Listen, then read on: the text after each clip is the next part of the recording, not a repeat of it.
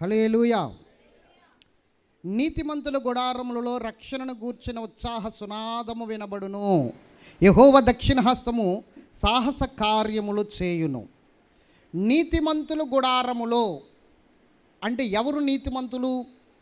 నీతిమంతుల గుడారములలో రక్షణను గూర్చిన ఉత్సాహ సునాదము వినబడుతుందట. అయితే ఈరోజు మనం ఆలోచన చేస్తే భూమి మీద నీతిమంతులు అనబడిన వారు చాలామంది ఉన్నారు, కానీ వాస్తవానికి అది వారికి నీతిగా ఎంచబడట్లేదు. భూమి మీద దాన ధర్మాలు చేస్తూ, ఎన్నో పుణ్యకార్యాలు చేస్తూ, అన్నదానాలు చేస్తూ, చాలా ఉన్నతమైన రీతిలో గొప్పవారు, నీతిమంతులు, భక్తిపరులు అనిపించుకుంటున్న వారు చాలామంది ఉన్నారు. అయినప్పటికీ కూడా వారి నీతి వారికి ఏమాత్రము కలిసి రాదు. ఎందుకంటే మానవుని నీతి దేవుని ఎదుట పనికి మాలిన నీతి, మురికి గుడ్డల వంటిది. చెప్పండి, మన నీతి దేవుని ఎదుట ఎలాంటిది? మురికి గుడ్డల వంటిది. మురికి గుడ్డల వంటిది మన నీతి. మన నీతి దేవుని ఎదుట పనికి రాదు. మన నీతి మనల్ని రక్షించదు ఎప్పటికీ కూడా. అయితే మీకు ఒక ఉదాహరణ చెప్తాను, దేవునికి మహిమ కలుగును గాక. ఇటలీ పటాలమనబడిన ఆ పటాలములో కొర్నేలి అనే ఒక శతాధిపతి ఉన్నాడు. అతడు చాలా భక్తిపరుడట, చాలా భక్తిపరుడు. అతని కుటుంబం అంతా భక్తిగానే ఉంది. ఇటాలీ పటాలమనబడిన ఆ పటాలంలో ఈ కొర్నేలి ఒక శతాధిపతి, రాజుగారి దగ్గర శతాధిపతిగా పనిచేస్తున్నాడు. శతాధిపతి అంటే అర్థం ఏంటి తెలుసా? 100 మంది సైనికులకు అధిపతి అన్నమాట. శత అంటే 100 మంది. స్తోత్రం చెప్పాలి, చెప్పండి. 100 స్తోత్రం చెప్పాలి. శత అంటే ఏంటి? 100. శత అంటే 100ని శత అంటారు. శతాధిపతి అంటే 100 మంది సైనికులకు అధిపతి. ఎవరు? ఈ శతాధిపతి. ఈ 100 మంది సైనికులకు అధిపతి అయిన ఇతను, ఈ శతాధిపతి చాలా భక్తిపరుడు. అతని పేరు కొర్నేలి. చాలా భక్తిపరుడు. దాన ధర్మాలు చేయుటలో మంచి చేయు వాటము కలిగిన వాడు. చాలా గొప్ప దాన ధర్మాలు చేస్తాడు. పేదవారిని చూస్తే మనసు కరిగిపోతుంది. అతని కుటుంబం అంతా భక్తిలోనే కొనసాగుతున్నారు. ఆ కుటుంబం అంతా భక్తిలోనే కొనసాగుతున్నారు. చూడండి, అపోస్తుల కార్యములు 10వ అధ్యాయము 1-5 వచనాలు చదువుదాం త్వరగా. ఇటలీ పటాలమనబడిన పటాలములో శతాధిపతి అయిన కొర్నేలియను భక్తిపరుడు ఒకడు కైసరులో ఉండెను. జాగ్రత్తగా వినండి, ఇతడు భక్తిపరుడట, కైసరులో ఉన్నాడట. అతడు తన ఇంటి వారందరితో కూడా దేవుని యందు భయభక్తులు గలవాడై ఉండి, తన ఇంటి వారందరూ దేవుని యందు భయభక్తులు గలవారే. తన ఇంటి వారు అందరూ కూడా భయభక్తులు గలవారై ఉండి ప్రజలకు బహుధర్మము చేయొచ్చు, ప్రజలందరికీ బహుధర్మము దానాలు చేయొచ్చు, ఎల్లప్పుడూను దేవునికి ప్రార్థన చేస్తూ ఉన్నాడట. దేవునికి స్తోత్రం చెప్పాలి. అంటే ఇతను ధర్మశాస్త్రానికి సంబంధించిన వ్యక్తి ఉండాలి. అవునా? ధర్మశాస్త్రానికి సంబంధించిన వ్యక్తి ఉండాలి. దేవుడు అంటే తెలుసు, కానీ కుమారుడైన యేసుక్రీస్తు ప్రభువారు తెలియదు. తండ్రి అయిన దేవుడు తెలుసు ఈయనకి. ఈయన ఏం చేస్తున్నాడు? దాన ధర్మాలు చేస్తున్నాడు, భక్తిగా నడుస్తున్నాడు, మంచిగా దేవునికి ఇష్టడిగా చక్కగా నడుస్తున్నాడు. కానీ దేవుని యందు భయభక్తులు కలిగిన వాడు దాన ధర్మాలు చేస్తున్నప్పటికీ కూడా ఇతనిలో ఒక లోపం కనిపిస్తుంది. ఎన్ని నీతి కార్యాలు చేస్తున్నా, ఎన్ని దాన ధర్మాలు చేస్తున్నా ఎప్పటికీ కూడా దేవుని యొక్క కృపను పొందుకోలేని వ్యక్తిగా కనబడుతున్నాడు. అంటే నీతిమంతుడిగా మారాలి కదా. ఓకే, అయితే ఇప్పుడు దేవదూత అతన్ని దర్శించడం మనం చూస్తాం. చదవండి కిందకి. పగలు ఇంచుమించు 3 గంటల వేళ దేవుని దూత అతని యొద్దకు వచ్చి కొర్నేలి అని పిలుచుట దర్శనమందు తేటగా అతనికి కనబడెను. స్తోత్రం చెప్పండి. పగలు 3 గంటలకి. మీరు గమనించండి, అపోస్తుల కార్యము 3వ అధ్యాయంలో కూడా పగలు 3 గంటలకి ఇంచుమించు దేవుని మందిరానికి వెళ్ళే అలవాటు ఉంది. అప్పుడు పగలు 3 గంటలకి దేవుని సన్నిధికి వెళ్ళే అలవాటు ఉందేమో, దేవుని సన్నిధిలో ప్రార్థించే అలవాటు ఉందేమో పగలు 3 గంటలకి. అర్థమవుతుందా? అది పగలు మనం చూసుకున్నట్లయితే జాముల్లో ఒక జాము లెక్క వస్తుంది. 3 గంటల నుండి 6 గంటల వరకు ఒక జాము లెక్క వస్తుంది. అయితే ఆ జాముల్లో 3 గంటల నుండి 6 గంటల వరకు దేవుని మందిరంలో గడిపే అలవాటు ఉందేమో. అపోస్తుల కార్యం 3వ అధ్యాయంలో కూడా మనకి మాటలు కనబడతాయి చూడండి. పగలు 3 గంటలకు ప్రార్థన కాలమున అంటే చూడండి, పగలు 3 గంటలకు ప్రార్థనా కాలమున అని ఉంది. అంటే పగలు 3 గంటలకి బైబిలు ప్రార్థనకి ప్రాముఖ్యత ఇస్తుంది. అది ఏ సిస్టమో మనకు తెలియదు కానీ, అది ఏం లెక్కో మనకు తెలియదు కానీ, అది యూదుల ధర్మమేమో. పగలు 3 గంటలకి ప్రార్థన నడుపుదల ఉంటుంది. ప్రార్థన సమయం అని కూడా బైబిల్ చెప్తుంది. అదే 3 గంటలకి, ఇంచుమించు 3 గంటలకి చూడండి, 3వ వచనం, పగలు ఇంచుమించు 3 గంటల వేళ, పగలు ఇంచుమించు 3 గంటల వేళ దేవుని దూత అతని యొద్దకు వచ్చి కొర్నేలిని అని పిలుచుట దర్శనమందు. దేవునికి స్తోత్రం చెప్పండి. అదొక దర్శనం. కొర్నేలి ఇంట్లో కొర్నేలికి ఒక దర్శనం వచ్చింది పగలు ఇంచుమించు 3 గంటల సమయంలోనన్నమాట. అపోస్తుల కార్యం 3వ అధ్యాయంలో కూడా ప్రార్థనా సమయం అని రాసింది అక్కడ 3 గంటలకి. అంటే 3 గంటలకి సంథింగ్ ఏదో యూదుల ఆచారం ఏదో ఉంది, అవునా? ఏదో అక్కడ ప్రార్థన ఆచారం ఏదో ఉంది పగలు 3 గంటలకి. అదేదో సంథింగ్, అది బైబిల్లో మనకి క్లారిటీగా రాసలేదు కానీ దాని విషయాన్ని బట్టి మనం ఆలోచన చేస్తే అదే పగలు 3 గంటలకి ఇతడు ప్రార్థన చేయడానికి ప్రార్థన మందిరానికి వెళ్ళాడో, లేకపోతే ఇంటికాడే ఆ పగలు 3 గంటలకి ఆ 3 గంటల సమయంలో మోకరించాడో తెలియదు కానీ ఆ సమయంలో ఒక దర్శనము కొర్నేలికి వస్తుంది. కొర్నేలికి ఒక దర్శనం వచ్చింది. ఆ దర్శనం వచ్చినప్పుడు ఆ కొర్నేలి చూశాడు, భయపడ్డాడు. వెంటనే దూత అంటున్నాడు, భయపడకు, నీ దాన ధర్మాలన్నీ దేవుని సన్నిధికి చేరాయి కానీ, స్తోత్రం చెప్పాలి, జ్ఞాపకార్థంగా చేరాయి కానీ అవి లెక్కల్లోనికి రాలేదు. ఎందుకు ప్రభువా, ఎందుకు లెక్కల్లోనికి రాలేదంటే నీకు ఇంకా ఒకటి కొదువుగా ఉంది. నీవు పరలోక రాజ్యంలో నీ పేరు లిఖితం అవ్వడానికి, జీవగ్రంథంలో నీ పేరు రాయబడడానికి ఒక కొదువ నీలో కనబడుతుంది కొర్నేలి అని దూత మాట్లాడుతున్నాడు. ఏమిటి ఆ కొదువ? ఆ కొదువ ఏంటో చెప్పండి, నేను తీసివేసుకుంటాను, నేను అది పూర్తి చేసుకుంటాను, నేను దేవునికి నీతిమంతుడిగా కనబడాలి అంటున్నాడు కొర్నేలి. 5వ వచనం, ఇప్పుడు నీవు యొప్పేకు మనుషులను పంపి పేతురును మారు పేరు గల సీమోనును పిలిపించుము. స్తోత్రం చెప్పాలి. ఇక్కడికి దూరంగా యొప్పే అనే ఒక పట్టణం ఉంది. యొప్పే అనే పట్టణం ఉంది. ఆ పట్టణంలో శర్మకారుని ఇంట పేతురు గారు ఉన్నారు. పేతురు గారు అంటే అపోస్తులుడైన పేతురు. ఆయన ముందు పేరేంటి? సిమోను. అందుకని ఇక్కడ దూత క్లారిటీగా ఏం చెప్తున్నాడంటే, పేతురని మారు పేరు కలిగిన సిమోను శర్మకారుని ఇంట ఉన్నాడు, నువ్వు అతన్ని పిలిపించుకో, అతడు నీకు కొదువుగా ఉన్నదేంటో చెప్తాడు, అతడు నువ్వు ఎలా రక్షణ పొందాలో చెప్తాడు, ఏ విధముగా నువ్వు నీతిమంతుడిగా తీర్చబడాలో చెప్తాడు, ఏ విధముగా నువ్వు నడిపించబడాలో చెప్తాడు. ఆ పేతురు నీ ఇంటికి వస్తే మొత్తం అంతా కథ మారిపోతుంది అని చెప్పాడు. ఎవరు? ఈ దేవదూత చెప్పేసరికి ఆ దర్శనమందు చూసిన ఆ దేవదూత చెప్పినట్లుగా మనుషుల్ని పంపించాడు యొప్పేకి. అక్కడికి పంపించేసరికి అక్కడ జరుగుతున్నది ఏంటంటే, పేతురు గారు ఒక దర్శనం చూశారు. ఆ దర్శనం గురించి ఇప్పుడు వివరించే వీలు లేదు కానీ అది పెద్ద వివరణ. ఆ దర్శనం గురించి ఇప్పుడు చెప్పను, తర్వాత చెప్తాను. స్తోత్రం చెప్పాలి. ఆ దర్శనం పూర్తి చేసుకుని మేడ మీదకి వెళ్ళి మిద్ది మీదకి వెళ్ళి ప్రార్థన చేస్తున్నాడు. ఆ దర్శనం పూర్తి చేసుకుని కిందకు వచ్చేసరికి ఈ ఇటాలీ పట్టణం అనబడిన ఆ గ్రామము నుండి 2 మనుషులు వచ్చారు కొర్నేలి ఇంటికాడి నుంచి. వచ్చి ఇక్కడ పేతురు అనే మారు పేరు కలిగిన సిమోని ఎవరంటే నేనే అన్నాడు. కొర్నేలి గారు మిమ్మల్ని తీసుకుని రమ్మన్నారు. శతాధిపతి గారు మిమ్మల్ని తీసుకుని రమ్మన్నారు అనగానే అతడు బయలుదేరి వచ్చాడు. దేవునికి స్తోత్రం చెప్పాలి. బయలుదేరి వచ్చేసరికి ఆ గృహంలో ఎవరెవరు ఉన్నారో చూద్దాం. చూడండి 9వ వచనం కాడించి. మరునాడు వారు ప్రయాణమైపోయి, చూడండి 9 కాదు 24 కాడి నుంచి చదువుదాం. మరునాడు వారు క్రైసర్లో ప్రవేశించి, అప్పుడు కొర్నేలి తన బంధువులను ముఖ్య స్నేహితులను పిలిపించి వారి కొరకు కనిపెట్టుకుని ఉండెను. చూడండి ఏం చేస్తున్నాడు ఇప్పుడు కొర్నేలి. పేతురు గారు వచ్చేసరికి ఏం చేస్తున్నాడు? బంధువులను కౌరంభించాడు, ముఖ్య స్నేహితులను కౌరంభించాడు. అసలు దేవదూత ఎవరి కోసం తెచ్చుకోమంది? దేవదూత చెప్పిన దర్శనము, దేవదూత మాట్లాడిన మాట ఎవరి కోసం? కొర్నేలి కుటుంబం కోసం. కొర్నేలి నువ్వు పిలిపించుకో, నీకు బోధ చేస్తాడు, నీకు రక్షణ సువార్త ప్రకటిస్తాడు, కాబట్టి నువ్వు వెళ్ళి పిలిపించుకో అని చెప్పేసి కొర్నేలికి చెప్పాడు దేవదూత. కానీ ఇప్పుడు కొర్నేలి ఏం చేశాడో తెలుసా? నేను ఒక్కడనే కాదు ఆ మాటలు వినవలసింది, నా బంధువులు ఆ మాటలు వినాలి. ఎవరు?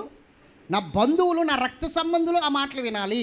అంతేకాదు వాళ్ళతో పాటు నాకు ముఖ్య స్నేహితులు ఉన్నారు, వాళ్ళు కూడా ఆ మాటలు వినాలి. నేను ఒక్కడనే ఆశీర్వదించబడడం కాదు, నేను ఒక్కడనే ఆ మాటలు తెలుసుకోవడం కాదు, నేను ఒక్కడనే ఆ మాటలు బట్టి దీవించబడడం కాదు, నా బంధువులు దీవించబడాలి, నా ముఖ్య స్నేహితులు, నా రక్త సంబంధులు కూడా దీవించబడాలి, వారు కూడా వినాలి అని చెప్పేసి వాళ్ళు కూడా కౌరంపించాడు. దేవదూత నన్ను దర్శనంలో కనిపించాడయ్యా, ఇలా మాట్లాడాడు, నాకేదో బోధ జరగబోతుందంట, అది మీరు కూడా విందురు కానీ రండి, మీరు రక్షించబడిదురు కానీ రండి అని బంధువులను, స్నేహితులను, రక్త సంబంధులను అందరినీ పిలిపించుకుని ఆయన గృహంలో కూర్చోబెట్టుకున్నాడు. వారందరూ ఎవరంటే అన్యులు అనండి, అన్యులు. స్తోత్రం చెప్పండి. ఇప్పుడు నేను చెప్పే విషయం ఏంటంటే కొర్నేలి కూడా అన్యుడే. కొర్నేలి కూడా ఎవరు? అన్యుడే, దేవుని బిడ్డ ఏం కాదు. ఈ 12 గోత్రాల్లో, ఇజ్రాయేల్ ప్రజల 12 గోత్రాల్లో ఏ గోత్రానికి సంబంధించిన వాడు కాదు కొర్నేలి. ఇజ్రాయేల్ ప్రజల దేవుణ్ణి నమ్ముకున్నాడు అంతే. ఇజ్రాయేల్ ప్రజల దేవుణ్ణి నమ్ముకున్నాడు కాబట్టి ఆ కొర్నేలి అతనితో పాటు తన వారిని కూడా పిలిపించుకున్నాడు. వాళ్ళు కూడా అన్యులే, తన స్నేహితులు అన్యులు, తన బంధువులు అన్యులు, అక్కడ తన రక్త సంబంధులు కూడా అన్యులే. కొర్నేలి 12 గోత్రాల్లో ఏ గోత్రానికి సంబంధించిన వాడు కాదు, ఇజ్రాయేల్ ప్రజల్లో ఎవరికి సంబంధించిన వాడు కాదు. ఇతడు అన్యుడైన వాడు. దేవునికి స్తోత్రం చెప్పాలి. చూడండి 25వ వచనం చదువుదాం. పేతురు లోపలికి రాగా కొర్నేలి అతన్ని ఎదుర్కొని అతని పాదముల మీద పడి నమస్కారం చేశాడు. అందుకు పేతురు నీవు లేచి నిలువుము, నేను కూడా నరుడనే అని చెప్పి అతని లేవనెత్తి అతనితో మాట్లాడుచు లోపలికి వచ్చి అనేకులు కూడిండట చూచాను. చూడండి, అతనితో మాట్లాడుతూ లోపలికి వచ్చేసరికి ఎంతమంది కూడి ఉన్నారు తెలుసా? ఇక్కడ కూడుకున్నారు కొర్నేలి ఇంట్లో. ఆశ్చర్యపోయాడు పేతురు, వాళ్ళందరిని చూసి ఆశ్చర్యపోయాడు. చదవండి కిందకి. అప్పుడు అతడు అన్ని జాతి వానితో, అది నేను ఎందుకు అన్యుడు అన్నానంటే వీళ్ళందరూ అన్య జాతులు వారు, అన్యులకు సంబంధించిన వారు, ఇజ్రాయేల్ ప్రజలకు సంబంధించిన వారు కారు. అన్య జాతిని వానితో సహవాసం చేయుటైనను అట్టి వానిని ముట్టుకొనుటైనను యూదునికి ధర్మం కాదు. ఇప్పుడు యూదుడు, పేతురు యూదుడు, యూదునికి ధర్మం కాదని మీకు తెలియను. అయితే ఏ మనుష్యుడును నిషేధింపదగిన వాడైనను అపవిత్రుడనైనను చెప్పకూడదని దేవుడు నాకు చూపించాడు. దర్శనం, ఇందాక మిద్ది మీద దర్శనం చూశాడన్నాను చూసారా, ఆ దర్శనంలో ఉంటుందన్నమాట. ఇప్పుడు నేను కొన్ని విషయాలు చెప్తాను, జాగ్రత్తగా వినండి. ఈ కొర్నేలి అనబడిన వాడు శతాధిపతి, అన్యుడు, దేవుడు అంటే తెలియదు కానీ ఇజ్రాయేల్ ప్రజలు దేవుడిని తెలుసుకుని ఆయన యందు భయభక్తులు నిలుపుకుని తెలిసినంత మట్టికి భక్తి చేస్తూ కుటుంబం అంతా భక్తిలోనికి నడిపిస్తూ దాన ధర్మాలు చేస్తూ మంచి పేరు సంపాదించుకున్నాడు. నీతిమంతుడు అన్న పేరు సంపాదించుకున్నాడు. దేవునికి స్తోత్రం చెప్పాలి. ఎలాంటి పేరు? చూడండి, ఇప్పుడు పేతురు గారి దగ్గరికి వెళ్ళారు కదా ఇద్దరు వ్యక్తులు పేతురు గారి దగ్గరికి వెళ్ళారు కదా. వెళ్ళినప్పుడు వాళ్ళు కొర్నేలి గురించి చెప్తున్న సందర్భంలో నీతిమంతుడు అని చెప్తారు. వాళ్ళు ఏం చెప్తారు? 6వ వచనం అనుకుంటా. 6 ఒకసారి చదవండి నాన్న. ఎక్కడికి వెళ్ళిపోయావు నువ్వు? అతడు సముద్రపు ధరనున్న సిమోను ఒక చర్మకారుని దిగి ఉన్నాడని అతనితో చెప్పాను. అతనితో మాట్లాడిన దూత వెళ్ళిన పిమ్మట అతడు తన ఇంటి పని వారిలో ఇద్దరిని తన యొద్ద ఎల్లప్పుడు కనిపెట్టుకున్న వారితో భక్తిపరుడుగు ఒక సైనికుని పిలిచి వారికి సంగతులన్నీ వివరించి వారిని యొప్పేకి పంపాను. మరునాడు వారు ప్రయాణమైపోయి పట్టణంకు సమీపించినప్పుడు పగలు ఇంచుమించు 12 గంటలకు పేతురు ప్రార్థన చేయడానికి మిద్దె మీదకి ఎక్కాను. దేవునికి స్తోత్రం చెప్పాలి. ఎక్కడికి ఎక్కాడు? మిద్దె మీదకి ఎక్కాడు. అప్పుడు పేతురు దర్శనం చూసి కిందకి దిగిన తర్వాత పంపిడు మనుషులు వచ్చారు. 17వ వచనం చదవండి. పేతురు తనకు కలిగిన దర్శనం ఏమై ఉండును అని తనలో తనకు ఎటు తోచక ఉండగా కొర్నేలి పంపిన మనుష్యులు సీమోను వీళ్ళు ఏదని విచారించి తెలుసుకుని వాకిటి నిలిచి ఇంటి వారిని పిలిచి పేతురు అను మారుపేరు గల సీమోను ఇక్కడ దిగున్నాడా అని అడిగిరి. పేతురు ఆ దర్శనం గురించి యోచించుచుండగా ఆత్మ, ఇదిగో 3 మనుషులను వెతుకుచున్నారు, నీవు లేచి క్రిందకి దిగి సందేహింపగా వారితో కూడా వెళ్ళము, నేను వారిని పంపి ఉన్నానని అతనితో చెప్పాను. పేతురు మనుషుల యొద్దకు దిగి వచ్చి, ఇదిగో మీరు వెదకవాడు నేనే, మీరు వచ్చిన కారణమేమని అడిగాను. అందుకు వారు నీతిమంతుడును దేవునికి భయపడేవాడును యోధ జనులందరి వలన మంచి పేరు పొందినవాడు. ఎవరంటే ఇప్పుడు యోధా జనులందరిలో మంచి పేరు పొందినవాడుగా శతాధిపతియగు శతాధిపతియగు కొర్నేలియను ఒక మనుష్యుడున్నాడు. స్తోత్రం చెప్పండి. ఎవరున్నారు ఇప్పుడు? శతాధిపతియగు కొర్నేలి అని ఒక మనుష్యుడున్నాడు. అతని గురించి ఏం సర్టిఫికెట్ ఇస్తున్నారు వీళ్ళు? నీతిమంతుడు, భక్తిపరుడు, దేవునికి భయపడేవాడు. దేవునికి భయపడేవాడు. నీతిమంతుడిగా బ్రతుకుతున్నాడు, దేవునికి భయపడుతూ బ్రతుకుతున్నాడు, అతడు ఎంతో భక్తిపరుడుగా బ్రతుకుతున్నాడని అందరికీ తెలిసింది. పైగా యూదులందరి పట్ల మంచి పేరు పొందినవాడి కొర్నేలి. కానీ కొర్నేలికి దేవుడు, మనుషులందరూ కొనియాడుతున్నారు, మనుషుల పట్ల గొప్పగానే ఉన్నాడు, కానీ దేవుడు మాత్రం ఇతని విషయంలో ఎలా ఉన్నాడంటే కొంచెం దూరంగా ఉన్నాడు. ఎందుకు దూరంగా ఉన్నాడు? భక్తిపరుడే కదా, ప్రార్థన చేస్తున్నాడు కదా, కుటుంబం అంతా భక్తిలోనే నడుస్తున్నాడు కదా, పైగా దాన ధర్మాలు చేస్తున్నాడు కదా, నీతిమంతుడే కదా. అయినప్పటికీ మనుష్యుల నీతి అది వారికి ఎంత మాత్రము పనికిరాదని ఇందాక చెప్పాను. మానవుని నీతి దేవుని ఎదుట మురికి గుడ్డల వంటిది. నేను ఎన్నో చేస్తున్నాను అంటే అవి లెక్కలోకి రావు. ఎప్పుడు లెక్కలోకి వస్తాయి కూడా చెప్తాను నేను. అవి ఎప్పుడు లెక్కలోకి వస్తాయి కూడా చెప్తాను. స్తోత్రం చెప్పాలి. ఇప్పుడు ఆ పేతురు గారు వచ్చారు. ఈ పేతురు గారు ఎవరో తెలుసా? యేసుక్రీస్తు ప్రభువారి శిష్యుడు. ఆ పేతురు గారికే యేసు ప్రభువారు పరలోకపు తాళపు ఇచ్చాడు. ఆ పేతురు గారు అనే బండ మీద, అనగా ఆ బండ మీదే ఏం చేశాడంటే సంఘాన్ని కట్టాడు. ఇప్పుడు దేవుడు ఆ పేతురు గారిని అభిషేకించి అపోస్తులుడిగా గొప్పగా వాడుకుంటున్నాడు. అలాంటి పేతురుని ఇప్పుడు కొర్నేలి ఇంటికి తీసుకొచ్చాడు దేవుడు. ఇప్పుడు కొర్నేలి ఇంటికి తీసుకొచ్చిన తర్వాత అక్కడ అందరూ అన్యులే. కొర్నేలి ఇంట్లో ఉన్న వారందరూ కూడా బంధువులు, స్నేహితులు, రక్త సంబంధులు, వీరందరూ కూడా ఎవరు ఇప్పుడు? అన్యులు. ఈ అన్యులైన వారిని చూసి పేతురు ఆశ్చర్యపోయాడు. ఎందుకంటే యూదులైన వారు అన్యులతో సహవాసం చేయరు, అన్యులు ముట్టుకోరు, అన్యులతో కూర్చొని భోజనం చేయరు. కానీ ఇక్కడ అంతా రివర్స్గా మారిపోయింది కథ. స్తోత్రం చెప్పాలి. అలా చేయకూడదని దేవుడు చెప్పాడట, చూపించాడట. అందుకే నేను అంటాను, ఏ మతాన్ని కానీ ఏ మనుషుని కానీ మనం విమర్శించకూడదు. అందరూ దేవుని పిల్లలే. తెలియక ఆయా కారణాల చేత తెలియక తప్పిపోయి అలా బ్రతుకుతున్నారు తప్ప అందరూ దేవుని పిల్లలే. ఏ మతమును విమర్శించకూడదు, ఎవరిని కూడా మనము చిన్న చూపు చూడకూడదు. దేవుని బిడ్డలు తెలియక చేస్తారు. సత్యం చెప్పాలి వాళ్ళకి, సత్యం తెలియజేయాలి వాళ్ళకి, రక్తము ద్వారా పాపక్షమాపణని చెప్పాలి. అంతేకాని మనం విమర్శించకూడదు. అదే పేతురు గారికి కూడా చెప్పాడు, ఏ మనుషుడిని నిషేధింపకూడదు, ఏ మనుషుడు అపవిత్రుడని చెప్పకూడదు అని చెప్పాడు ఇక్కడ. అందుకే నేను ఏమంటానంటే అందరితో సమాధానంగా ఉండు, కొందరితోనే సహవాసం చెయ్యి అని చెప్తాను. నేను ఎప్పుడు చెప్పినా ఏం చెప్తాను? అందరితో ఎలా ఉండాలి? సమాధానంగా ఉండాలి. అందరితో సమాధానంగా ఉండాలి. ఎవరితోటి పేచీలు పెట్టుకోకూడదు, ఎవరితోటి గొడవలు పెట్టుకోకూడదు, ఎవరిని దూషించకూడదు, ఎవరిని అవమానపరచకూడదు, ఎవరిని వేలన చేయకూడదు. అందరితో ఇక్కడ సమాధానంగా ఉండాలి. ఇక్కడ మంచిగా ఉండాలి. అందరి గురించి ఆలోచన నెగిటివ్గా ఉండకూడదు, పాజిటివ్ ఆలోచన కలిగి ఉండాలి. సమాధానంగా ఉండు, సహవాసం చేయకు, పరిశుద్ధులతో సహవాసం చేయి, నీతిమంతులతో సహవాసం చేయి, దేవుని బిడ్డలతో సహవాసం చేయి. కానీ అందరితో సమాధానంగా ఉండు. ఎలా ఉండాలి? అందరితో సమాధానంగా ఉండు. హలో అంటే హలో అను, హాయ్ అంటే హాయ్ అను. నిన్ను పిలిస్తే వెళ్ళు, నువ్వు పిలిస్తే అతను వస్తాడు. కానీ ఒక విషయం, సహవాసం మాత్రము చేయకు. మరి సహవాసం అంటే ఏంటి? వాళ్ళతో ఉండడం, వాళ్ళతో నడవడం, వాళ్ళ అలవాట్లు నేర్చుకోవడం, వాళ్ళ ఆచారాల ప్రకారం నడవడం, ఇది సహవాసం వలన వచ్చేస్తుంది. సహవాసం చేయకూడదు. చక్కగా ఉండు, మనస్సులో నెమ్మది కలిగి ఉండు, వాళ్ళ విషయంలో అభ్యంతరం పడకు. స్తోత్రం చెప్పాలి గట్టిగా. అందరితో సమాధానంగా ఉండు, పరిశుద్ధులతో మాత్రమే, దేవుని బిడ్డలతో మాత్రమే సహవాసం చెయ్యి. ఇది దేవుని వాక్యం చెప్తున్న సత్యము. ఇది ఈరోజు చాలామందికి అర్థం కావట్లా. కాబట్టి నేను చెప్తున్నాను, దేవుని బిడ్డలారా జాగ్రత్తగా వినండి. ఈ కొర్నేలి ఇంటికి పేతురు గారు వచ్చేసరికి అనేక మంది ఉన్నారు. కొర్నేలి గబగబా వెళ్ళి పేతురు గారి కాళ్ళ మీద పడిపోయాడు. ఆయన అన్నాడు, వద్దు సుమి, నేను నీలాంటి మనిషిని, నడు లోపలికి వెళ్దామని మాట్లాడుతూ లోపలికి వెళ్ళేసరికి అక్కడ జనాన్ని చూసి ఆశ్చర్యపోయాడు కొర్నేలి. అయితే వాళ్ళందరినీ చూసి దేవుడు ఎందుకు పంపించాడో ఆ పని మొదలుపెట్టాడు కొర్నేలి. ఏం చేస్తున్నాడు?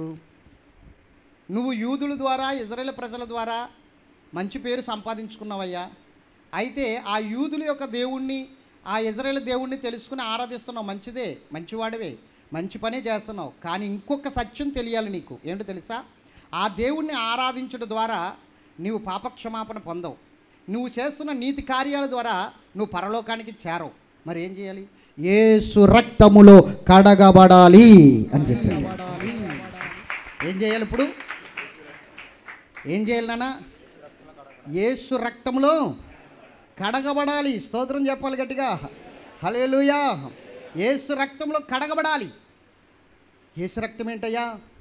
యేసయ్య ఎవరు?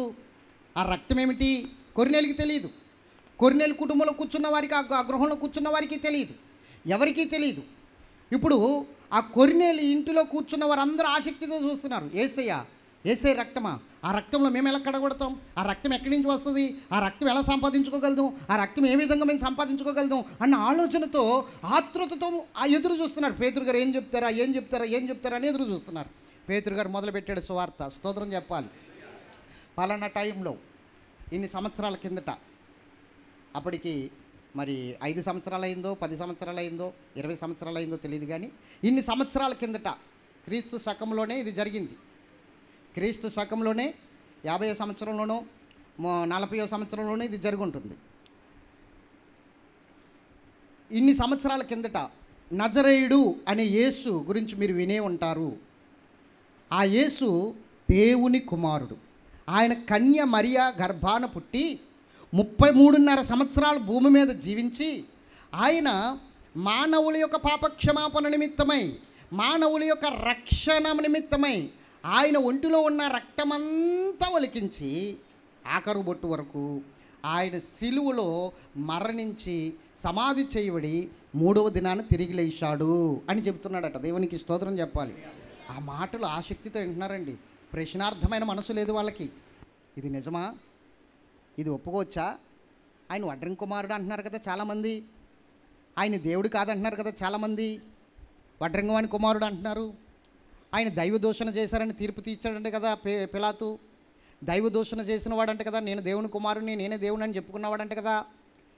ఇలాంటి వాడి గురించి ఈయన రక్తం అంటున్నాడు ఏంటి ఈయన అన్న ప్రశ్నార్థమైన మనసు వాళ్ళకి రాకుండగా, ఎందుకంటే ఆ యుగంలో ఉన్నారు కాబట్టి, వాళ్ళు అలా ప్రకటన చేయబడిన యుగంలో ఉన్నారు కాబట్టి ఆ ప్రశ్నార్థమైన మనసు వాళ్ళకి రాకుండా ఏం చేశారంటే ఆసక్తితో వింటున్నారట. ఆ మాటలు నిజమే అన్నట్లుగా వింటున్నారట.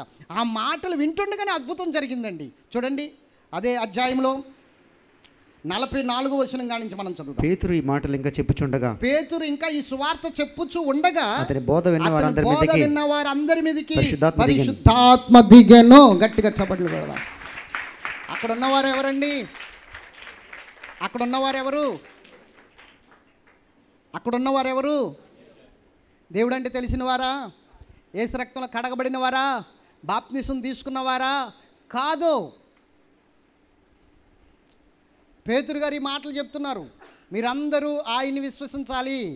ఆయనే నిజమైన దేవుడు, ఆయన ద్వారానే పాపక్షమాపణ, ఆయన ద్వారానే రక్షణ, ఆయన రక్తంలో ప్రతి ఒక్కరు కడగబడాలి అని ఈ మాటలు చెబుతూ ఉండగానే ఆ మాటలు వింటున్న వారందరి మీదకి పరిశుద్ధాత్మ దేవుడు దిగొచ్చేశాడు. వెంటనే ఆ మాటలు అంగీకరించేశారు. పరిశుద్ధాత్మ దేవుడు దిగొచ్చేశాడు. వాళ్ళు కూడా భాషలు మాట్లాడేస్తున్నారు. ఇంకా భాషలు మాట్లాడేస్తున్నారు. కింద ఉంటుంది చూడండి. సున్నతి పొందిన వారిలో పేతురుతో కూడా వచ్చిన విశ్వాసులందరూ పరిశుద్ధాత్మ వరము అన్యజనుల మీద సైతము కొమ్మరింపబట్టు చూసి విభ్రాంతి నొందిరి. ఏలయనగా వారి భాషలతో మాట్లాడుచు దేవుని కనపరుచుండగా వినిరి. గట్టిగా చప్పట్లు కొట్టండి. ఇప్పుడు చెప్పండి, ఏం కొదుగు ఉంది వాళ్ళకి? పాపక్షమాపణ. ఏం కొదుగు ఉంది? పాపక్షమాపణ. ఎలా వస్తుంది పాపక్షమాపణ? పరిశుద్ధాత్మ దేవుడు మన దగ్గరికి వస్తే వస్తుంది. నేను ఒక విషయం చెప్తాను. పరిశుద్ధాత్మ కార్యాల్లో 2 కార్యాలు చెప్తాను మీకు. ఏంటి చెప్పనా? 1, చెప్తున్న వాడిని వాడుకుంటాడు, ప్రకటిస్తున్న వాడిని వాడుకుంటాడు. సేమ్ టైం వింటున్న వారిని కూడా వాడుకుంటాడు. మీకు అర్థమవుతుందా? చెప్తున్న వారిని వాడుకుంటాడు ఇక్కడ. అదే సేమ్ టైం వింటున్న వారి దగ్గర కూడా ఏం చేస్తాడంటే వారి మనసు తెరిచి, వారి చెవులు తెరిచి వారికి కూడా కార్యం చేస్తాడు అక్కడ. ఇక్కడ పేతురు గారిని వాడుకుంటున్నాడు కొర్నేలి ఇంట్లో. అదే టైంలో, సేమ్ టైంలో వింటున్న వారిని కూడా దర్శించేసాడు, వాడుకుంటున్నాడు. అవునా కదా? ఇది ఆయన కార్యం. ఎందుకు వింటున్న వారికి ఎందుకు దర్శించాలంటే, వింటున్న వారికి పరిశుద్ధాత్మ దర్శనం లేకపోతే వారు ఏమి వింటున్నారో వారికి ఎలా తెలుస్తుంది? వారి గ్రహింపు శక్తి ఆయన ఇవ్వాలి కదా. గ్రహింపు శక్తి ఆయన ఇవ్వాలి. మనస్సు, హృదయం తెరిచి వారి హృదయాన్ని కుమ్మరింపజేసేది కూడా ఆయనే. స్తోత్రం చెప్పండి. ఇంకొకటి ఏంటి చెప్పనా? ఆయన కార్యంలో ఆయన తీర్పును గూర్చియు, పాపమును గూర్చియు, నీతిని గూర్చియు లోకమును ఒప్పింపజేస్తాడు. అంటే ఇప్పుడు ఏం చేస్తున్నాడు? ఈ మాటలు వింటుండగానే పరిశుద్ధాత్మ దేవుడు వారి దగ్గర క్రియ ఏం చేస్తున్నాడు తెలుసా? పాపాలు ఒప్పిస్తున్నాడు. ప్రతి ఒక్కరి పాపాలు ఒప్పిస్తున్నాడు. ఆ పాపాలు ఒప్పుకుంటూ ప్రార్థన చేస్తే పరిశుద్ధాత్మ దేవుడు దిగి వచ్చేసాడు వారి మీదకి. వాళ్ళ భాషలు మాట్లాడుతున్నారు. అంటే కృపావరాలు దిగిపోయాయి, తలాంతులు దిగిపోయాయి. చూసారా? కృపావరాలు దిగిపోయి, తలాంతులు దిగిపోయి. ఒక్కసారి ఆలోచించండి దేవుని బిడ్డలారా. ఈరోజు నేను చెప్పేది ఏంటంటే, యేసు రక్తము లేకుండా ఏ ఇంటిలోని కూడా పాపక్షమాపణ లేదు. కొర్నేలి యేసు రక్తం తెలియకుండా, యేసు రక్తం అంటే ఏంటో తెలియకుండా, యేసై అంటే ఎవరో తెలియకుండా, పాపక్షమాపణ ఎలా పోతే తెలియకుండా, యూదుల దేవుడు గొప్పవాడు, అద్భుతాలు చేస్తున్న దేవుడు, ఆశ్చర్యకార్యాలు చేస్తున్నాడు, ఇజ్రాయేల్ ప్రజల్ని ఎర్ర సముద్రమును దాటించి ఇదిగో కనాను దేశానికి తీసుకెళ్ళినప్పుడు ఎన్నో అద్భుతాలు చేశాడన్న సంగతులు తెలుసుకుని ఈ కొర్నేలి యూదుల దేవుడిని నమ్మాడు, ఇజ్రాయేల్ దేవుడిని నమ్మాడు. స్తోత్రం చెప్పాలి. ఇజ్రాయేల్ దేవుడిని నమ్మాడు. ఎబ్బేజు ఏ విధంగా అయితే ఇజ్రాయేల్ దేవుడిని తెలుసుకుని నమ్మాడో అదే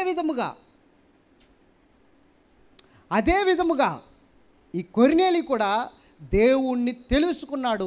ఆ దేవుణ్ణి ఆరాధించడం మొదలుపెట్టాడు. కానీ పాపక్షమాపణ గురించి తెలియదు, రక్త ప్రోక్షణ గురించి తెలియదు. కానీ ఇక్కడ యేసు రక్తము గురించి తెలుసుకోగానే ఆ ఇంట్లో రక్షణార్థమైన మారు మనసు వచ్చేసింది. స్తోత్రం చెప్పాలి. ఆ గుడారంలో రక్షణను గూర్చిన సంగీత సునాదము వినబడుతుంది. నీతిమంతుల గుడారములలో రక్షణను గూర్చిన ఉత్సాహ సునాదము వినబడుతుంది. ఎప్పుడైతే నువ్వు దేవుని సన్నిధిలో కొర్నేలిలాగా నీవు కూడా నీ కుటుంబాన్ని యేసు రక్తము దగ్గరికి చేరుస్తావో, యేసు రక్తములోనికి తీసుకొస్తావో, నీ కుటుంబం అంతా ఆశ్చర్యమైన రీతిలో ఆశీర్వదించబడుతుంది. వారి పాపాలు క్షమించబడతాయి, వారి అపరాధాలు క్షమించబడతాయి, వారు దేవుని ఆత్మవరాలు పొందుకుంటారు. నీ బంధువులు మారు మనసు పొందాలి, నీ యొక్క రక్త సంబంధులు రక్షణ పొందాలి, మారు మనసు పొందాలి, నీ ముఖ్య స్నేహితులు మారు మనసు పొందాలి. నువ్వు ఒక్కడవే దేవుని రాజ్యానికి వెళ్తే కన్నమవారి నరకానికి వెళ్ళడం నీకు ఇష్టమా? అది కొర్నేలి ఆలోచించాడు. నా బంధువులు రావాలి, నా రక్త సంబంధులు రావాలి, నా స్నేహితులు రావాలి. ఇదంతా కొర్నేలి ఆలోచించి కొర్నేలి వాళ్ళందరినీ తీసుకొచ్చి కూర్చోబెట్టాడు. అసలు సబ్జెక్టు తెలియదు మనోడికి. సబ్జెక్టు తెలియకపోయినప్పటికీ కూడా తీసుకొచ్చి కూర్చోబెట్టాడు సబ్జెక్టు నేర్చుకోవడానికి. అవునా? మరి ఈరోజు మన పరిస్థితి ఏంటి? మనమే ఎప్పుడు చూడు మనమే తప్ప మనం ఎగస్ట్రా ఒకరిని తీసుకురావడానికి ఇష్టపడం. ఒకరికి ఆ రక్షణ సువార్త ప్రకటించడానికి లేదా చెప్పేవారి దగ్గరికి తీసుకురావడానికి ఇష్టపడం. ఎప్పుడు చూడు ఒకరమే. స్తోత్రం చెప్పాలి. నీ కుటుంబమే. అందుకే నీ కుటుంబం ఆశీర్వదించబడకుండా పోతుంది. ఆ స్వార్థం నీలో ఉండబట్టే ఆ కుటుంబం ఆశీర్వదించబడకుండా పోతుంది. ఆలోచించు. ఈరోజు దేవుడు మాట్లాడుతున్న కొర్నేలు యొక్క గృహములో జరిగినది ఇప్పుడు నీ గృహంలో కూడా జరగాలి. అందుకే కొర్నేలి గృహం అని సబ్జెక్ట్ పేరు పెట్టా, అంశం పేరు అదే పెట్టా. కొర్నేలి గృహంలో జరిగింది, నీ గృహంలో కూడా జరగాలి. కొర్నేలి గృహంలో అనేక మందికి రక్షణ ఏర్పడింది, నీ గృహంలో కూడా అనేక మందికి రక్షణ ఏర్పడాలి, నీ ద్వారా, నీ కుటుంబం ద్వారా. అయితే కొర్నేలి ఇంట్లో ఏం జరిగింది? ఒకటి, కొర్నేలి ఇంట్లో ఉన్నది, కొర్నేలి జీవితంలో ఉన్నది ఈరోజు మన జీవితంలో ఉందో లేదో, మన ఇంట్లో ఉందో లేదో చూసుకోవాలి. అది చెప్పేసి నేను ముగించేస్తాను. ఇంకెక్కువ చెప్పను. ఇంకొక 10 నిమిషాల్లో మొత్తం మనం ఆరాధన క్రమాన్ని ముగించేసుకుందాం. స్తోత్రం చెప్పాలి గట్టిగా. జాగ్రత్తగా విందాం. కొర్నేలి జీవితంలో ఇంటిలో మొట్టమొదటిగా ఏముందంటే ప్రార్థన. అనండి, ఏముంది? ప్రార్థన చేయువాడని ఉంది కదా. అతని జీవితంలో ఏముంది? అతని ఇంట్లో ఏముంది? అది నీ జీవితంలో, నీ ఇంట్లో ప్రార్థన ఉండాలి. ఇప్పుడు కూడా ప్రార్థన చేయువాడిగా ఉండాలి. ప్రార్థన బలిపీఠం ఉండాలి. ఇంట్లో ప్రార్థన బలిపీఠం ఉండాలి. పాత నిబంధనలో బలిపీఠాలు కట్టారు, క్రొత్త నిబంధనలో బలిపీఠం కట్టడం ఏంటి? బలిపీఠం కట్టడం అంటే ప్రార్థన ఉంటే అక్కడ బలిపీఠం కట్టబడినట్లే. ప్రార్థన ఉండాలి. ఎడతెరుపు లేకుండా ప్రార్థన చేయాలి, విసుగక ప్రార్థన చేయాలి, ఎప్పుడు ప్రార్థన చేస్తూ ఉండాలి. ఆ ప్రార్థన అనే బలిపీఠం నీ ఇంట్లో కట్టబడాలి. అలాగే ఎన్ని బలిపీఠాలు కట్టబడాలో తెలుసా? వ్యక్తిగత ప్రార్థన బలిపీఠం, స్తుతి యాగము యొక్క బలిపీఠం, కుటుంబ ప్రార్థన యొక్క బలిపీఠం. స్తోత్రం చెప్పాలి. 3 బలిపీఠాలు కట్టబడాలి నీ కుటుంబంలో. 1 వ్యక్తిగత ప్రార్థన అనే బలిపీఠం, 2 స్తుతి యాగమనే దేవుని స్తుతి ఆరాధన చేసే బలిపీఠం, 3 కుటుంబ ప్రార్థన అనే బలిపీఠం. అర్థమవుతుందా? ఈ 3 బలిపీఠాలు నీ కుటుంబంలో ఉండాలి, నీ గృహంలో ఉండాలి. ఈ బలిపీఠాలు లేనప్పుడు నీ గృహం ఆశీర్వదించబడదు. కొంతమంది చూడండి, కుటుంబ ప్రార్థనగా అసలు విలువెవరు. యేసుప్రభు ఏం చెప్పాడు తెలుసా? ఎక్కడ 2-3 నా నామమున ఏకీభవిస్తారో అన్నాడు. మరి నీ ఇంట్లో 3 కన్నా ఎక్కువ ఉండొచ్చుగా, 4 కన్నా ఎక్కువ ఉండొచ్చుగా. మరి మోకరిస్తున్నారా? 2-3 మోకరించిన కాడ అన్నాడు కదా. మరి కుటుంబ ప్రార్థనకి ఎందుకు ఇంపార్టెంట్ ఇవ్వట్లేదు? కుటుంబ ప్రార్థనలో శక్తి ఉందని దేవుడే చెప్తున్నాడు. కుటుంబ ప్రార్థన అనే బలిపీఠం కట్టకపోతే నష్టపోయేది నువ్వే. యాకోబు కుటుంబానికి చాలా దూరంగా ఉంచాడు దేవుణ్ణి. యాకోబు ఎప్పుడు కూడా దేవుణ్ణి కుటుంబానికి పరిచయం చేయలేదు. 4 భార్యలు, 12 మంది కుమారులు, 1 కుమార్తె. మామగారికి కానీ, భార్యలకు కానీ, బిడ్డలకు కానీ ఎప్పుడు దేవుణ్ణి పరిచయం చేయలేదు. వాళ్ళు ఎప్పుడు దేవుని మాటే రాకుండా బ్రతికేశారు. అయితే అనుకోకుండా కుటుంబం అంతా అల్లకొల్లోలం అయిపోయింది. కుమార్తె పాడు చేయబడింది. ఎవడో అన్యుడు వచ్చి కుమార్తెను పాడు చేశాడు, యాకోబు కుమార్తెని. దేవుని బిడ్డకి ఆ కుటుంబంలో ఆ గత ఒక్కగానొక్క కుమార్తె దేనా అనే కుమార్తెను అన్యుడు వచ్చి పాడు చేశాడు, నాశనం చేశాడు. అదేంటో తెలియకుండానే, ఏం జరుగుతుందో తెలియకుండానే కుమారులు వెళ్ళి ఆ పాడు చేసిన వానితో పాటు ఆ ఊరిలో ఉన్న మగవారిని అందరినీ చంపేశారు. లేవి, సిమియోను, రూబెన్ వీళ్ళు వెళ్ళి ఏం చేశారు? మొత్తం నాశనం చేశారు. రూబెను తండ్రి పరుపుని చెడగొట్టాడు, పెద్ద కుమారుడు తండ్రి పరుపుని చెడగొట్టాడు. వీళ్ళిద్దరు సిమియోను, లేవి ఇద్దరు వెళ్ళి అంతకులు అయిపోయారు. మొత్తం మగవారిని అందరినీ చంపారు. నమ్మించి మోసం చేసి చంపేశారు వాళ్ళు. నమ్మించి మోసం చేసి యాకోబు తలపట్టేసుకున్నాడు. అయ్యో, ఎంత పని చేశారు కుమారులారా, మనం చిన్న జనాంగము, ఈ ఊరంతా కలిసి వచ్చిందంటే ఇంకా నా పని అయిపోయినట్టే, మన కుటుంబం అయిపోయినట్టే, నన్ను నడు రోడ్డు మీదకి లాగేశారని ఏడుస్తుంటే అప్పుడు దేవుడు వాక్కు ప్రత్యక్షమై, ఎందుకు ఏడుస్తున్నావు?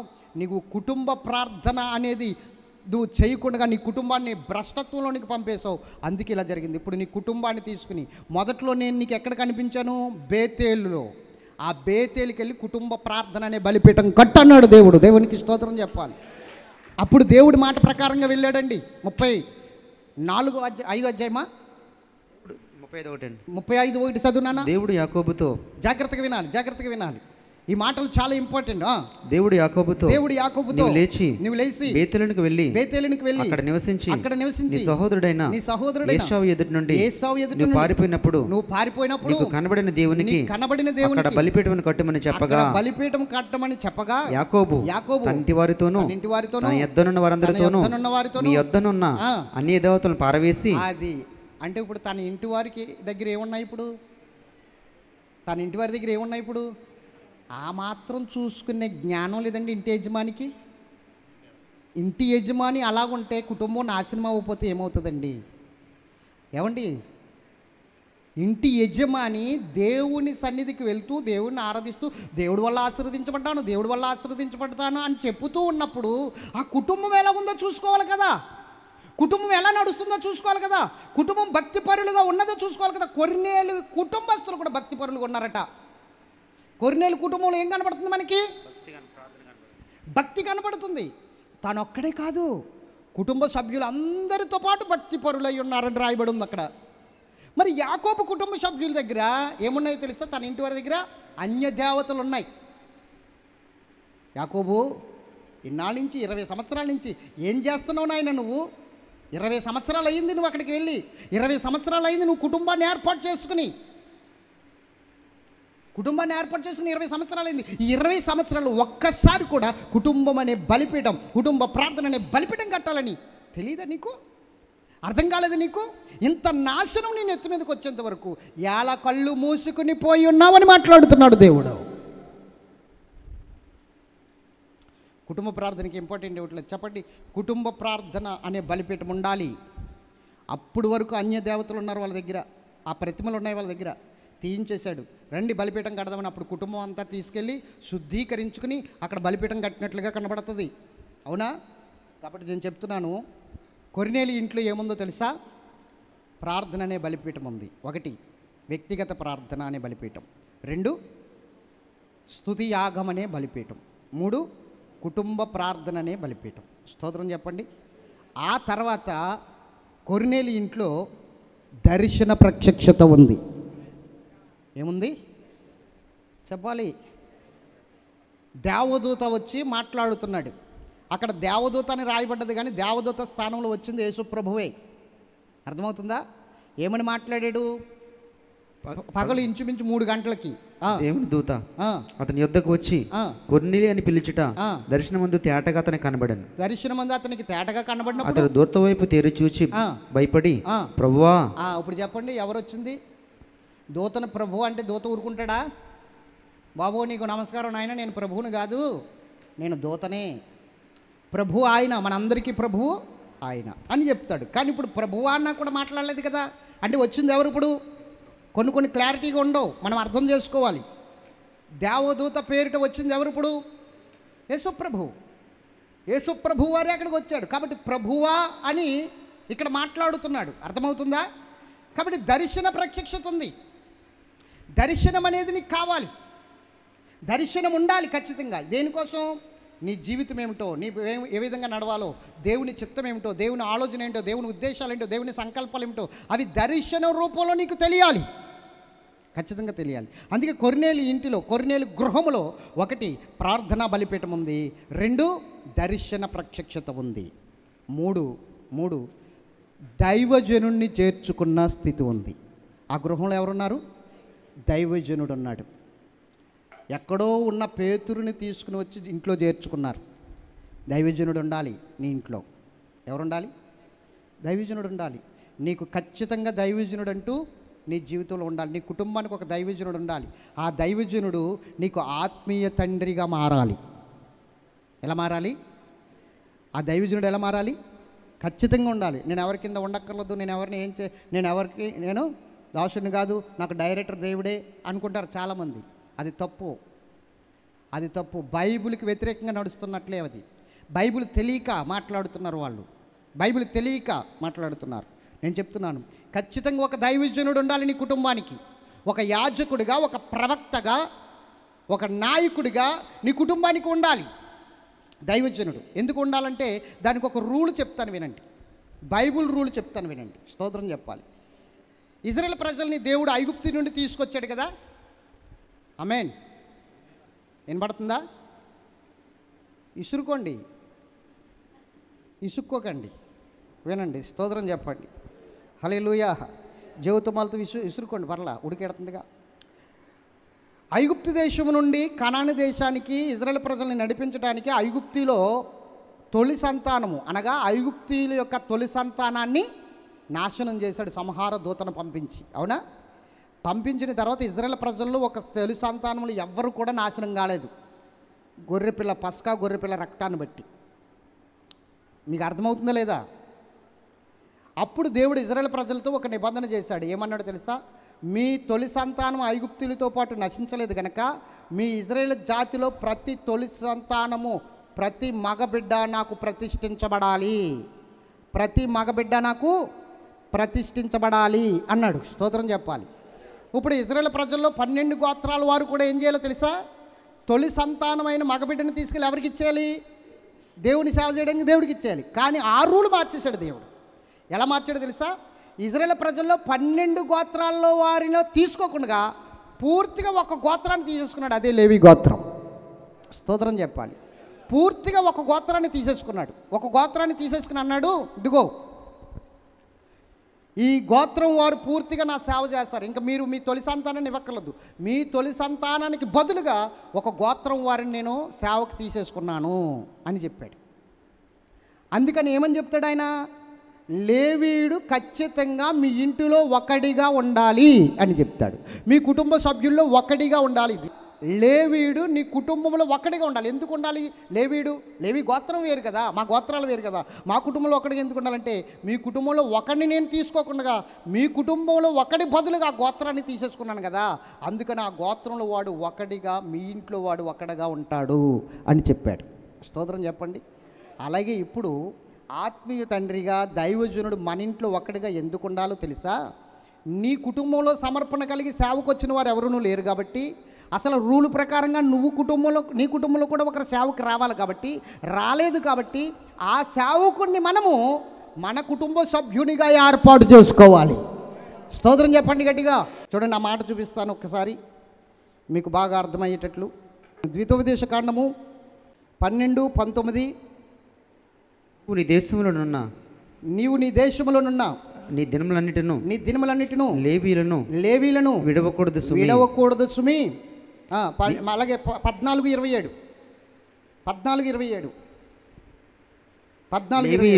లేవీలను ద్వితోపదేశకాండం 14:27 లేవీలను విడవకూడదు నీ మధ్యను వారికి పాలైనను స్వాస్థ్యమైనను లేదు.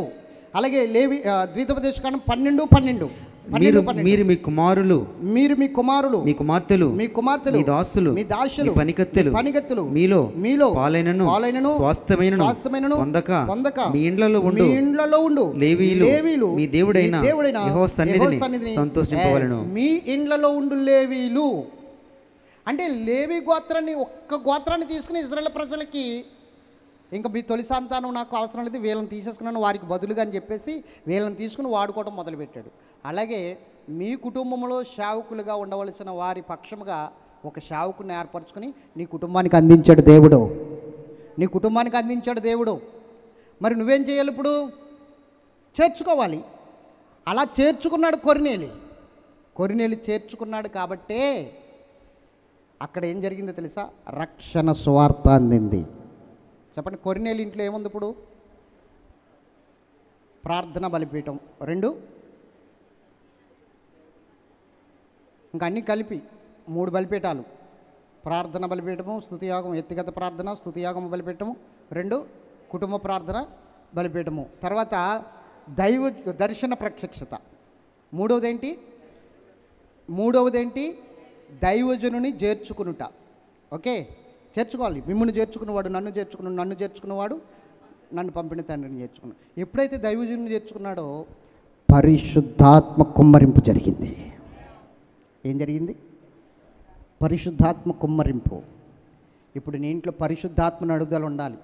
ప్రతిదీ నీ సొంత ఆలోచనలు వెళ్ళిపోకూడదు. 2 ఏమి ఉండాలో తెలుసా? నీ కుటుంబానికి ఎవరి ఆదరణ కావాలి? ఎవరి నడుపుదల కావాలి? పరిశుద్ధాత్మ దేవుని నడుపుదల కావాలి. పరిశుద్ధాత్మ అభిషేకం కావాలి. అది దైవజనుని ద్వారానే నీకు అనుగ్రహించబడుతుంది. ఏలియా ద్వారా ఎలీషాకు అనుగ్రహించబడినట్లుగా. అర్థమవుతుందా? మోషే ద్వారా 70 మందికి అనుగ్రహించబడినట్లుగా. అలాగే ఈరోజు దైవజనుని ద్వారానే ఆ పరిశుద్ధాత్మ అభిషేకం నీ మీద కుమ్మరించబడుతుంది. అందుకని నేను చెప్తున్నాను, కొర్నేలి గృహము మనకు ఈరోజు ఒక ఆదర్శముగా ఉంది, ఒక మాదిరిగా ఉంది. కొర్నేలి గృహము అని పేరు పెట్టడానికి కారణం అదే. అర్థమవుతుందా? ఈరోజు నీ జీవితంలో కొర్నేలి గృహంలో ఏమవుతున్నాయో అవి ఉండాలి. ఎప్పుడైతే వారు పరిశుద్ధాత్మ ఆదరణ పొందారో, అభిషేకం పొందారో, నీటి మూలమైన బాప్తిస్మం, రక్షణ వచ్చేసింది, వారికి పాపక్షమాపణ కలిగింది. అప్పుడు వారు చేసిన దాన ధర్మాలు అన్నింటికి ఒక లెక్కలోకి వచ్చాయి. నేను అంటున్నాను, ఈ స్థితి లేకుండా నువ్వు ఎంత భక్తి చేసినా వ్యర్థమే. ఈ స్థితి లేకుండా, ఈ కొర్నేలి గృహమునకు సంబంధించిన ఆ ప్రత్యక్షతలు నీకు లేకపోతే నువ్వెంత భక్తి చేసినా వ్యర్థమే. ఆ ప్రత్యక్షతలు మనకు ఉండాలి. ఇప్పుడు ఎంతమందికి అర్థమైంది చెప్పండి? కొర్నేలి యొక్క గృహమును గురించి అర్థమైన వారు చెప్పాలా? చెప్పండి. కొర్నేలి గృహము, ఆ గృహములో ఉన్నది సామాన్యమైన ప్రత్యక్షత కాదు. అలాంటి ప్రత్యక్షత మనకు ఉండాలి. ఎంతమందికి అర్థమైంది చెప్పాలా? దేవుడి మాటలు తన వినికిడిలో దీవించునుగాక. ఆ కొర్నేలి యొక్క గృహములో ఉన్న ప్రత్యక్షతలు మీ గృహములు కూడా ఉండాలి, ఖచ్చితంగా ఉండాలి. ప్రార్థన బలిపీఠాలు ఉండాలి, దర్శన ప్రత్యక్షత ఉండాలి, దైవజనుని చేర్చుకున్న స్థితి ఉండాలి, తర్వాత పరిశుద్ధాత్మ అనుభవము ఉండాలి, రక్షణ అనుభవము అంటే దేవునితో సహవాసము ఉండాలి.